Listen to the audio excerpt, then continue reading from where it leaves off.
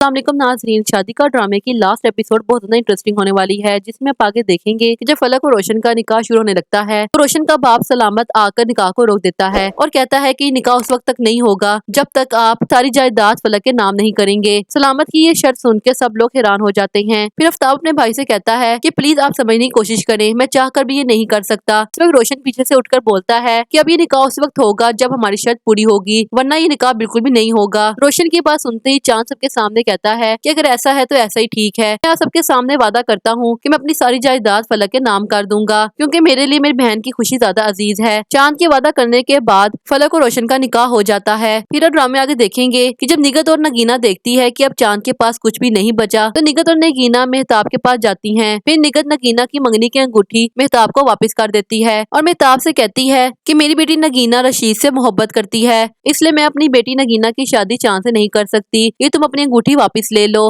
निगत की अंगूठी लौटाने के बाद मेहताब वो अंगूठी लेकर हीर और बल्कीस के पास जाती है। उसे कहती है कि निगत भाभी और नगीना ने इस मंगनी को तोड़ दिया है, तो अब मैं चांद के लिए हीर के बारे में सोच रही हूँ। मेहताब की बात सुनकर फौरन से हीर आगे से बोल पड़ती है और कहती है कि हमसे तो अब दूर ही रहे, जो हमारे साथ आपका रिश्ता है उसे ही कायम रहने दें, हमें आपके साथ और कोई नया रिश्ता नहीं जोड़ना। जब मेहताब की दोनों भाभियां चांद से अपनी बेटी का रिश्ता जोड़ने से इनकार कर देती हैं तो मेहताब को समझ आता है कि उसकी भाभियां सिर्फ जायदाद के लालच में अपनी बेटियों का रिश्ता चांद के साथ करने को तैयार थी। जब चांद के पास कुछ नहीं रहा तो सब लोगों ने आंखें फेर ली हैं। फिर मेहताब को अपनी गलतियों का एहसास होता है और फिर मेहताब सितारा के पास जाकर हाथ जोड़कर माफी मांगती है और कहती है कि मैं तुम्हारे साथ जितनी भी ज्यादतियां की उसके लिए मुझे माफ कर दो, मैंने कभी भी तुम्हारी बेलौस मोहब्बत की कदर नहीं की, उसके लिए प्लीज मुझे माफ कर दो। और आज मैं तुमसे कुछ मांगने के लिए यहाँ पर आई हूँ और मुझे यकीन है कि तुम बिल्कुल भी इनकार नहीं करोगी। इस पर सितारा आगे से कहती है कि प्लीज मामी ये पैसा मत कहें, क्योंकि मैंने कभी भी आपकी किसी बात का बुरा नहीं मनाया और वैसे भी आज मेरी माँ मेरे सामने खड़ी है, आप मुझसे जो कहेंगी जैसा कहेंगी आपका हुक्म सर आंखों पर होगा। जिस पर मेहताब आगे से कहती है कि मैं चाहती हूँ कि तुम चांद को अपना लो, आज मेरा चांद खुद तुम्हारे हिस्से में आया है और तुम प्लीज इस दफा मेरी वजह से उसे ठुकराना मत। मेहताब की ये गुजारिश सुनकर आखिरकार सितारा मान जाती है और फिर इस तरह से चांद और सितारा का निकाह भी हो जाता है।